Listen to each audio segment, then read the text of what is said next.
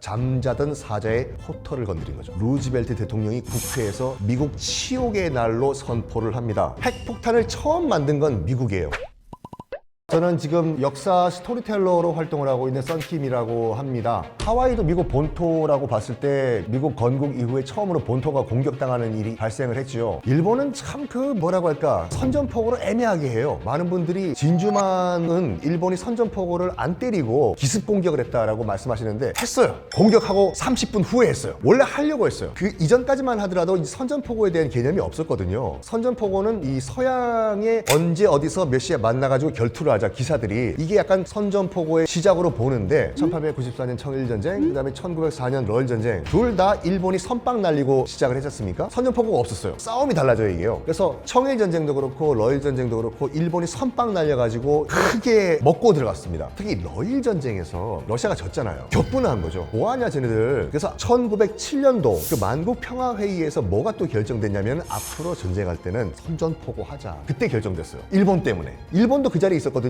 훌쩍훌쩍 뭐 우리도 국제사회에 이제 그 선진국으로 들어가기 위해서는 국제 규범을 지켜야 한다 됐어. 그런데 진주만을 공습을 하려는 순간 그때 만국평화회의에 우리가 선전포고를 하겠다라고 합의를 봤는데 어쩌지 하다가 어떤 결론을 내리냐면 하자. 선전포고를 하긴 하되 딱 30분 전에 하자. 어쨌든 하긴 하는 거 아니냐. 그러면 플랜을 잘 짜야죠. 그 당시 뭐 국제에서 전화가 있었던 것도 아니고 전신을 보내던 때였거든요. 도쿄에서 워싱턴 DC에 있는 주미 일본 공사관에 선전포고문을 전신으로 보낸 거예요. 일요일이거든요. 한 명이 당직 직원이 있었거든요. 뭔가 본국에서 엄청나게 지금 날라오는데 이게 보니까 선전포고문이 이게 어떻게 하라고 이거를. 그래가지고 막 정리를 한 거예요. 그때 항공모함 대대는 벌써 일본은 출발해가지고 태평양을 지나서 진주만 쪽으로 가고 있던 상태였어요. 이때쯤 도쿄에서 전신을 날렸으면 지금쯤 주미 대사관이 받았고 그거를 미 국무부에 전달했을 거다라고 계산한 거예요, 머릿속으로요. 근데 현실은 그게 아니야. 직원 하나가 혼자서 막 정리해가지고 이미 공습이 시작된 30분 후에 갖다 준 거예요, 국무부에. 미국 정부는 알았어요, 벌써 이것들이 공습을 하고 있다는 걸. 근데 나중에 대사관 직원이 Excuse me 됐을까? 선전포고문 됐어. 코미디가 연출된 거예요. 그럼 자, 선전포고가 어쨌든 없이 현실적으로 시작이 됐습니다. 당시는 해상 레이더가 없었습니다. 그 대공 레이더만 있었는데 대공 레이더도 피하 구분이 안 됐어요. 그래서 하와이에 있는 태평양 함대 미국 레이더가 잡긴 잡았거든요. 근데 그걸 일본 전투기로 본 게 아니라 미 본토에서 날아오는 미국 전투기로 판단한 거예요. 그리고 바다 위에 떠 있는 항공모함과 구축함이랑 순양함들은 레이더가 못 잡아요. 그래서 뭘 해야 되냐면 정찰기가 떠가지고 육안으로 쌍안기로 이렇게 봐야 되거든요. 그래서 바로 진주만 코앞까지 와 있던 일본군 함대를 못 봅니다. 그래서 모든 항공기들이 다 이륙해가지고 교회 가고 예배 드리고 선탠하고 있던 진주만을 그냥 박살을 내버리죠. 미쳤어요. 왜 그러냐면 1941년이라고 하면은 중일 전쟁이 치열하게 전개가 되던 상황이에요. 1937년 7월 7일 중일 전쟁 빵 터졌습니다. 일본이 먼저 공격을 했어요. 중국이 허무하게 무너져요. 거의 대륙이 다 일본에게 넘어가는 순간이었어요. 그해 12월에 무려 민간인 30만 명이 희생당하는 난징 대학살이 벌어집니다. 중국의 수도는 북경이 베이징이 아니었어요. 상해 옆에 있는 남경, 난징이었거든요. 일본군이 내려와요. 쭉쭉쭉쭉 밀려오다가 처음으로 중국군이랑 일본군이 A급 매치를 한 곳이 어디냐면 상하이 시내였어요. 일주일이면 점령할 줄 알았더니 일본군이 웬걸 몇 달 걸렸네. 그리고 일본군도 피해가 엄청나게 컸어요. 여기에 일본군이 빡 돌아간. 그래서 뭘 하냐면 수도를 치고 들어가가지고 상하이에서 당한 복수를 한 거예요. 민간인 대학살 30만 명. 거의 중국은 다 먹었어요. 미국은 당시 고립주의였거든요. 유럽과 아시아 대륙에서 무슨 일이 일어나든 간에 신경 안 쓴다. 근데 난징 대학살을 본 다음에 미국이 약간 해도 너무하는 거 아니냐? 라는 퀘션 마크가 들기 시작했거든요. 그래가지고 이제 뭘 하냐면 제가 한번 우리 주시를 해봐야 되겠다. 일본 쟤네들 선을 넘는데 하고 있는 순간 1939년에 히틀러가 폴란드를 침공하면서 2차 세계대전이 빵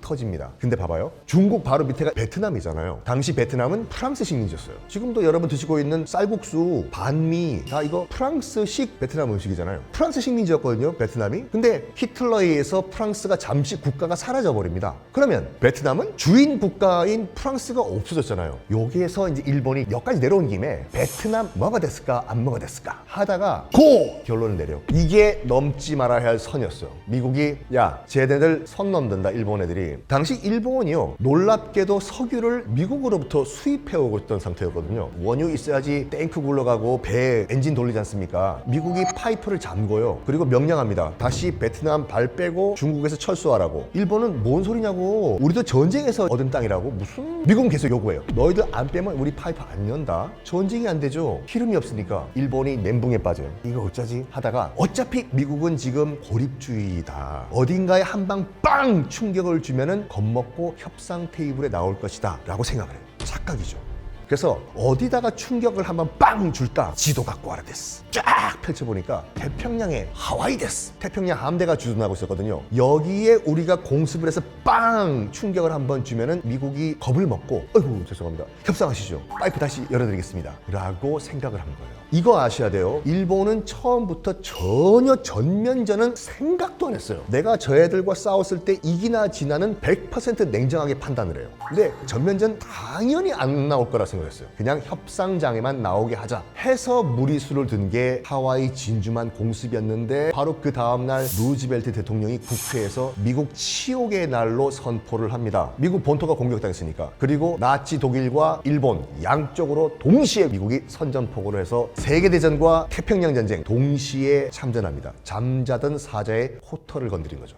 미국도 이제 반격을 해야 되겠죠. 눈에는 눈, 이에는 이. 쟤네들도 기습 공격을 했으니까 우리도 전폭기로 일본 공격한다. 당시에는 항공모함 전력은 일본이 더 우세했어요. 미국도 항공모함이 있긴 있었어요. 근데 문제는 뭐냐면 당시 미국이 갖고 있던 항공모함에 실을 만한 전폭기가 없었던 거예요. 너무 커가지고 이륙이 안 돼요. 활주로가 짧아서 어떡하지? 하다가 두 리틀이라는 장교가 제가 한번 계산해 보겠습니다. 그래서 캘리포니아 사막에 당시 미국이 갖고 있던 가장 작은 사이즈의 전폭기를 가지고 실험을 해요. 이륙할 수 있나? 기관총도 떼보고 폭탄 실어보고 하고 하다가 딱 결론이 나요. 요 정도 무게면은 이륙 가능하다. 근데 문제는 뭐냐면 이륙만 할 수 있어요. 착륙이 안 돼요. 너무 짧아서. 그래서 두 리틀이 우리 진주만 복수해야 되잖냐. 그래서 지금 내가 계산하니까 이 전폭기를 항공모함에 실을 수는 있다. 그래서 이륙은 가능한다. 도쿄 앞바다에서. 근데 착륙이 안 된다. 그러면 우리는 어디서 착륙합니까? 제군들의 운명을 믿는다. 일단은 도쿄를 공습한 다음에 중국으로 가라. 활주로에 아무데나 착륙을 해라. 이게 최선의 방안입니다. 죽을 확률이 굉장히 높다. 그래도 갈래. 네. 진주만에서 죽은 우리 전우들을 위해서 기꺼이 가겠습니다. 해서 실제로 두 리틀 특공대가 만들어져요. 그리고 항공모함 출발을 해요. 당시는 해상 레이더는 없었어요. 도쿄 앞바다까지 온 미국 항공모함을 일본은 몰랐습니다. 드디어 발진이다. 제군들 중국에서 만나자 해서 출발합니다. 도쿄 공습이 이루어졌거든요. 피해는 없었어요. 기껏 해봤자 논밭 이렇게 떨어졌어. 근데 일본 군부가 멘붕이 옵니다. 정말로 도쿄 공습이 가능하네. 일왕이 살고 계시는 왕궁에도 폭탄이 떨어질 수가 있네. 그게 두 리틀 특공대의 가장 큰 성과였어요. 일본 군부 난리 납니다. 태평양 지도 갖고 오라고. 이게 다 우리가 태평양을 장악하지 못해가지고 일어난 일이다. 지그들 말로 아메리카 나와버리니까 저거들 배가 여기까지 오잖냐. 도쿄만 앞까지. 그러면 우리가 태평양을 장악하기 위해서는 어느 지역을 우리가 장악해야 되냐. 태평양을 보고 정중앙에 딱 있는 섬들이 있어요. 그게 바로 미드웨이 제도예요. 일본은 결정을 합니다. 이 미드웨이 제도를 우리가 점령을 하자. 문제는 그 미드웨이 제도가 미국 명이었어요. 진주만은 미국 땅이지만 공습만 하고 돌아갔잖아요.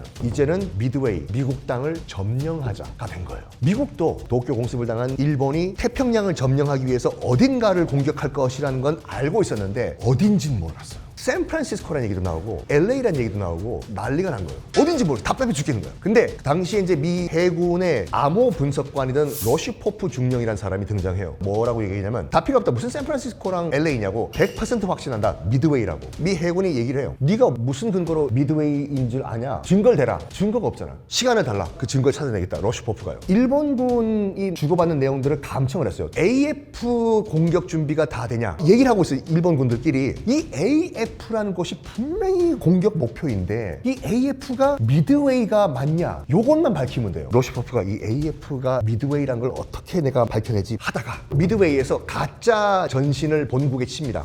여기 미드웨이인데 식수가 다 떨어졌다. 마실 물이 없다. 이거를 당연히 일본군이 감청을 했겠죠. 이거를 도쿄에 전신을 보내요. 머시머시 AF에 식수가 다 떨어졌다. 됐어. 딱 걸린 거예요 이게. 봐라. 일본군이 지금까지 얘기했던 AF가 미드웨이였다. 그때부터 이제 미국 해군 총사령관이었던 니미츠 제독이 모든 미국에서 가용할 수 있는 항공모함을 이끌고 미드웨이 쪽으로 가는데 이것이 이제 우리가 알고 있는 태평양 전쟁의 하이라이트. 미드웨이 해전이 시작이 돼요. 미국은 항공모함 3척, 일본은 항공모함 4척 쫙 미드웨이로 옵니다. 한 척 차이가 뭐가 크냐? 엄청나게 커요 이게요. 지금도 여러분 북한이 미 해군의 핵 추진 항공모함 뭐 로널드 레이건 호 등이 뭐 우리나라 앞바다에 오면 기겁을 하는 이유가 뭐냐면 대충 항공모함 하나면은 웬만한 중소국가를 석기 시대로 돌려보내요. 그리고 정부를 바꿔버립니다. 항공모함 한 대에 보통 100대에서 200대의 전투기가 실리는데 한 국가가 갖고 있는 전체 전투기 양을 한 대에 싣고 다니잖아요. 그래서 한 대 차이가 엄청나게 크거든요. 미군 3대, 일본군 4대. 이거는 일단 처음부터 게임이 안 되는 거예요. 이 일본군과 미군이 슬슬 이제 미드웨이 쪽으로 다가와요. 양측에서 정찰기를 보내가지고 어디쯤에 지금 미군들이 와 있나, 어디쯤에 일본군이 와 있나 하고 있는데 다행히도 미군이 먼저 포착을 하면 저기쯤 일본군 오고 있다. 근데 문제는 뭐냐면 당시 니미츠 제독이 이렇게 대규모로 해전을 해본 경험이 없는 거예요. 미국에서도. 일단 어뢰를 달고 가는 비행기가 있었거든요. 해수면 바짝 날라가지고 어뢰를 탁 떨어뜨린 다음에 다시 날라오는 그 비행기요. 이거를 보내요. 그때 한 150대가 있었는데 다 전멸되면 어떡하냐? 그러면 50대씩 보내자 하는 거예요. 근데 처음으로 출발하는 50대 있지 않습니까? 서로 싸워요. 대장이랑 부대원이랑. 대장님, 일본군 배들이 오른쪽에 있다니까요. 야, 네가 대장이야 임마? 왼쪽에 있다니까. 아 그럼 대장님은 그쪽으로 가요. 우린 이쪽으로 갈게. 싸우다가 그 당시 이제 일본은 위에서 이렇게 전투기가 빡 보니까 날라가래요. 그래가지고 위에서는 기관총을 날려버렸다. 싸워보지도 못하고 50대 전멸. 두 번째 50대 출발합니다. 출발했는데 어뢰를 쏴. 팍! 그럼 바다에 퐁당 어뢰가 들어가가지고 일본군 항공모함 쪽으로 가겠죠. 이때부터 미친 거의 슬램덩크가 일어나요. 회피 기동을 해요. 어뢰가 날라오지 않습니까? 우현 30도! 배가 앞으로 피키면 어뢰가 싹 옆으로 지나가는 거. 이거를 항공모함이 해내는 거예요. 여기에 멘붕이 온 거예요. 미국은 이렇게 해서 망하는 것일까? 근데 니미츠 제독이 급강하 전투기를 나중에 또 보냅니다. 혹시나 모르니까. 이 급강하 전투기가 뭐냐면 하늘 날다가 급강하 팍! 내려 꽂히면서 갑판에 폭탄 떨어뜨리고 확 올라가는 비행기들 장면 기억나실 거거든요. 정말 운명의 5분이라고 해요. 일본 항공모함 4대였잖아요. 4대가 다 침몰해버려요. 항공모함 같은 경우는 항공모함 전단이라고 해가지고 3,000명 정도가 갔거든요. 당시 일본으로 봤을 땐 최고의 기술자들이에요. 싹 다 몰살돼요. 이 말은 뭐냐면 앞으로 일본은 제대로 된 항공사, 조종사, 기술, 테크니션이 없어졌다라는 말입니다. 미드웨이를 지켜낸 미군은 그때부터 총 반격에 들어갑니다. 동남아시아, 사이판, 괌, 오키나와 치고 들어가면서 목을 조이기 시작해요. 일본은 반격을 할 수가 없어요. 조종사가 없잖아요 지금요. 그래가지고 어쩔 수 없이 어린애들 1달, 2달 정도 비행기 교육시킨 다음에 미군 함정까지 갈 수 있는 기름만 딱 넣어주고 출발을 시킵니다. 이게 우리가 알고 있는 가미가제 특공대거든요. 가서 너는 일본 천황을 위해서 죽어라. 여러분 자동차 운전도 6개월, 7개월 운전해도 난 초보입니다 붙이잖아요. 이건 비행기예요. 1~2달 운전 연습시키고 조종하고 나가라? 가다가 죽으란 얘기예요. 실제로 미군 군함까지 도착했던 건 10%밖에 안 돼요. 90%는 가다가 다 바다에 박아버려요. 그리고 가기 전에 뭘 했냐면 일본 왕 히로히토 왕이 너희들에게 마지막으로 술을 한 잔씩 내린다 해서 한 잔씩 마시거든요. 마시고 출발합니다. 손을 조종간에 묶어요. 도망 못 가게. 울면서 출발해요. 왠지 알아요? 뭘 먹였게요. 마지막으로 일본 왕이 줬다는 그 술 미친놈들이라니까요. 도쿄 공습이 2가지가 있는데 하나는 둘리틀 특공대가 있던 공습이었고 두 번째는 뭐냐면 일본 본토까지 다 와가지고 항복해라고 요구를 했어요. 일본은 절대 항복 안 합니다. 옥세라고 해서 1억 일본인들이요 우리 천황을 위해 죽자. 실제로 미군들이 일본 본토에 상륙할 때를 대비해가지고 여중생한테도 죽창을 쥐어줘요. 미친 거잖아 이건요. 이 정도 했으면 항복해야 되는데 안 하니까 커티스 르메이라는 장군이 있어요. 이런 얘기를 해요. 항복 안 하면 항복하게 만들어야지. 도쿄 대공습을 하자. B-29 전투기 전폭기죠. 그때 처음으로 이제 개발이 됐어요. 전 세계 최대 규모의 폭탄을 싣고 갈 수 있는 비행기였어요. 고공에서 폭격을 할 수 있는 무시무시한 비행기였어요. 아무리 밑에서 대공포를 쏴도 안 올라가요. 총탄이 끝까지. 이거 가지고 뭘 얘기했냐면 다 불질러 버리겠다. 당시 도쿄는 목조 건물이었습니다. 다. 네이팜탄이라는 게 있거든요. 소위탄. 그러니까 중심 온도가 3,000도까지 올라가요. 축구장 3, 4배가 초토화가 되는 폭탄이 있어요. 수백 대를 보내요. 그리고 바짝 낮게 날게 만들어요. 왜냐면 정확하게 떨어뜨려야 이거야. 십자 비행을 하게 만들어요. 말 그대로 초토화를 시키라는 거예요. 도쿄는 그때요. 이렇게 보시면 돼요. 히로시마와 나가사키에 원폭 떨어졌으니까 그거보다 훨씬 더 큰 피해를 당합니다. 도쿄가 사라졌어요. 많은 분들이 이거 궁금해하시는 분들 계세요. 원자폭탄은 왜 히로시마와 나가사키에 떨어뜨리냐? 도쿄에 떨어뜨려야지. 도쿄가 없어진 상태였어요. 그때는요. 이미 이때 구석기 시대로 돌아간 상태였어요. 그래서 히로시마로 간 거예요. 공업도시인. 그 당시 이제 그 조종사의 증언이 뭐냐면 바로 눈앞에서 폭격을 떨어뜨리면서 민가들이 불타는 걸 봤잖아요. 울면서 이런 말을 했대요. 주여, 내가 지금 무슨 짓을 하고 있는 것입니까? 그 정도로 끔찍한 도쿄 대공습. 여기서 항복해야 되잖아요. 항복 안 해요. 1945년 7월 16일 날 뉴멕시코 사막에서 인류 최초의 핵실험을 성공합니다. 핵폭탄을 처음 만든 건 미국이에요. 근데 우라늄 원자를 중성자로 쳤을 경우에 분열이 되면서 엄청난 에너지가 나온다는 이론 자체는 독일이 먼저 개발했습니다. 1938년도에 우라늄 프로젝트라는 거를 시작을 해요. 독일 물리학자들이 핵 분열 시 엄청나게 많이 에너지가 분출이 된다라는 걸 이론적으로 밝혀내고 이거를 무기화하면은 상상 초월의 무기가 되겠네라는 걸 생각을 했네요. 근데 1939년 바로 그 다음 해에 히틀러가 2차 대전을 일으키죠. 히틀러도 그 이론을 접했어요. 그러면서 독일 내에 있는 모든 우라늄 거래를 중지시켜버립니다. 그거를 누가 알았냐? 미국에 건너가 있던 당시 유대인 과학자였던 물리학자 알버트 아인슈타인이 그거를 알아낸 거예요. 우라늄 가지고 핵분열을 시킬 수 있는 무기를 지금 개발하고 있구나. 이 얘기를 루즈벨트 대통령에게 편지를 써서 보내요. 지금 나치 독일이 이런 무시무시한 신무기를 개발하고 있는데 이건 지금까지 인류가 한 번도 경험하지 못한 엄청난 무기다. 막아야 된다. 그거 보고를 받은 루즈벨트 대통령이 딱 보니까 어쨌든 간에 이것이 만약 현실화 된다고 하면은 이번 전쟁에서 히틀러가 이길 것이다. 안 되겠다. 레슬리 글로브스라는 대령을 한 명 불러요. 펜타곤 있죠? 미국 국방부 건물이요. 그거를 6개월 만에 완성시켰어요. 불도저 하면 한다. 당시 이제 루즈벨트 대통령은 참모들이 어떻게 얘기를 했냐면 핵 물리학자들을 데려와서 이 프로젝트를 추진하자. 그래서 오펜하이머 등등등 유대계, 천재 물리학자 등등을 모으게 만들어요. 근데 정말 루즈벨트 대통령이 학자들을 모아놓으면은 자기들이 다 잘났기 때문에 일사불란하게 운영이 안 된다. 그래서 이 학자들을 지휘할 수 있는 불도저가 필요하다. 펜타곤 6개월 만에 만든 개 있잖아. 레슬리 글로브스 데려오라고. 대령이지 않습니까? 떼고 별 딱 스타 하나 붙여줘요. Yes, sir! 그래서 레슬리 글로브스 이제 장군이 이 물리학자들을 이끌고 비밀 프로젝트를 실시합니다. 이른바 맨하탄 프로젝트인데요. 맨하탄 프로젝트가 왜 맨하탄 프로젝트인가? 오펜하이머의 고향이 맨하탄이다라는 얘기도 있고 이걸 처음 시작하는 곳이 맨하탄이다. 아니에요. 모든 비밀 작전명은요 아무 의미가 없습니다. 의미가 있으면 안 돼요. 그럼 적이 바로 알아낼 거 아니에요. 의미만 파악하면. 맨하탄 프로젝트가 이제 그 오펜하이머의 그 아이디어와 레슬리 글로브스 장군의 뚝심, 추진력으로 추진이 됩니다. 극비로 진행됐어요. 미국에 있는 30개 도시에서 극비로 진행됐고 당시 부통령이었던 트루만 부통령도 몰랐어요. 근데 루즈벨트 대통령이 2차 대전 말기인 1945년 4월에 갑자기 심장마비로 돌아갔어요. 트루만 대통령은 대통령이 갑자기 급사를 했기 때문에 부통령이었던 트루만이 대통령직을 이어받은 거거든요. 그래서 대통령이 되자마자 어떤 보고를 들었냐? 이 너무 급비 상황이라서 부통령님까지도 제가 비밀로 했는데 사실 맨하탄 프로젝트라고 이런 프로젝트가 있는데 이제 대통령이니까 아셔야죠. 엄청난 계획인 거죠. 이게 가능하냐고. 가능합니다. 3개월 후인 7월 16일에 오펜하이머 등등이 곡을 쓰면서 뉴멕시코에서 빵! 드디어 인류 역사상 처음으로 핵폭발을 시킵니다. 그거를 준비했던 물리학자들이 멘붕이 왔어요. 한 물리학자는 이런 말을 했습니다. 우리가 뭘 만들어냈냐 지금. 둠스데이 지옥이잖아요. 저 불길을요. 그리고 그 프로젝트를 이끌었던 오펜하이머는 이런 말을 했습니다. 내가 바로 죽음이구나. 보고를 했습니다.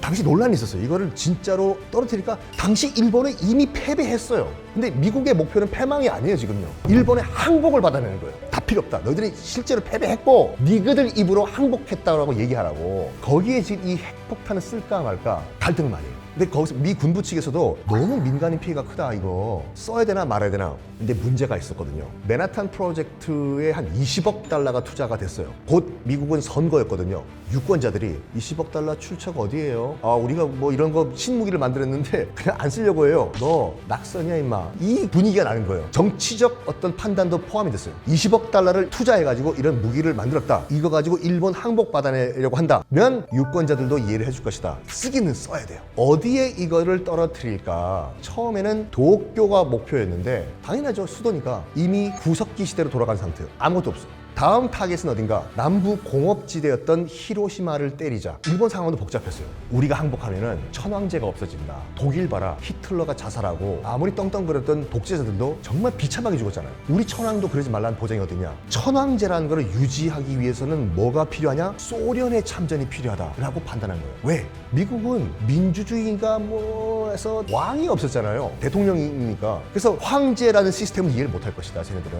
근데 러시아 같은 경우에는 불과 얼마 전까지만 하더라도 짜르라고 하는 황제 시스템이 있었잖냐. 소련, 러시아한테 우리가 싹싹 빌면은 적어도 천황제는 유지할 수가 있을 것이다. 그래서 일본이 어떻게 얘기했냐면 소련이 선전포고하고 일본에 들어오는 그 순간까지만 버티자. 미국 단독 참전은 있을 수가 없다. 버틴 거예요. 여기에 이제 미국이 또 한 번 갈등해요. 핵폭탄 없이 그냥 다 상륙해버릴까 우리? 그랬더니 보니 적어도 100만 명이 죽는다는 계산이 나와요. 그래서 만약 미군이 진짜로 배 타고 일본 땅에 상륙을 한 경우에는 100만 명이 죽는다. 원자폭탄밖에 없다. 때리자. 해서 1945년 8월 6일 인류 역사상 처음으로 실전 사용이 됩니다. 히로시마에 폭탄이 떨어져요. 리틀보이라고 하죠. 고도 600m에서 터졌어요. 이게 더 피해가 큰 거죠. 땅에서 터지는 것보다 고도 600m에서 터지면 이게 더 확산돼 버리거든요. 이게 무시무시한 게 뭐냐면 지금 북한 김정은이 최근에 남한에 있는 한 도시를 타겟으로 가정하고 고도 800m에서 핵폭탄을 폭파하는 모의 실험을 했어요. 뭐 우리는 하도 국내 문제 때문에 그게 묻혀져 넘어갔는데 굉장히 중요한 뉴스예요. 그게요. 관심 가지고 봐야 돼요. 하여간 히로시마에 핵폭탄이 떨어졌는데 당연히 항복해야 되잖아요 지금. 근데 일본도 몰랐어 지금 뭐가 떨어졌는지. 지금 핵폭탄을 알 리가 있나. 핵폭탄은 무서운 게 뭐냐면 일단 딱 떨어졌을 때 중심부에 있던 고열 때문에 다 증발해 버리는 것도 있고, 더 큰 거는 터진 다음에 구름 위로 올라갔던 방사선 물질들이 내려오는 비같이 낙진 몸에 붙으면 고통스럽게 살다가 죽어요. 그럼 일본 왕은 항복해야 되지 않습니까? 소련이 참전을 안 했네. 조금만 며칠만 더 기다리자. 지금 소련이 참전할 것 같다 됐어. 드디어 소련이 참전을 합니다. 근데 참전을 한 그 다음날 미국은 이미 한 방 더 먹일 준비하고 있었거든요. 소련의 참전과 나가사키 공습이 동시에 이루어져요. 빵. 원래는 나가사키가 아니었어요. 목표가 후쿠오카에서 조금만 떨어져 있는 도시 고쿠라라고 있는데 거기에 군수 공장이 몰려있던 곳이었어요. 거기가 목표였어요. 비행기가 전폭기관이 또 가니까 구름이 꽉 꼈네. 레이더가 없는 상태에서 목표물이 안 보이는 거예요. 뭐지? 대충 떨어뜨릴까? 무슨 대충이냐고. 그러면 지금 구름 갠데가 어디냐? 나가사키에 지금 날씨가 맑아. 딱 보니까 또 나가사키에 뭐가 있냐면 공장들이 몰려있어요. 군수 공장들이요. 좋다. 초이스 차선책은 나가사키다. 그래서 나가사키에 폭탄이 떨어집니다. 나가사키에 폭탄 떨어지고 바로 무조건 항복을 합니다. 많은 조선인들이 죽었어요. 나가사키 바로 앞바다에 뭐가 있냐면 군함도가 있어요. 광산에서 많은 우리 조선인들이 징용 끌려가가지고 목숨을 잃고 고생을 하셨습니다. 군함도에서 나온 조선인들이 나가사키에서 또 많은 또 노역 일들을 하셨고, 나가사키에 폭탄 떨어진 이후에 또 복구 작업에 많은 조선인들이 또 참가를 했습니다. 그러다 보니까 낙진을 더 많이 맞았겠지요. 비율로 봤을 때 일본인 사망수보다 조선인 희생자가 훨씬 더 컸습니다.